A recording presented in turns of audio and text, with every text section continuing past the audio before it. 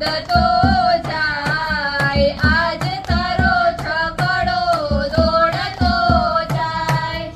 આજે રે છકડામાં તારા 10 માણસ બેઠા, 22 લટકતા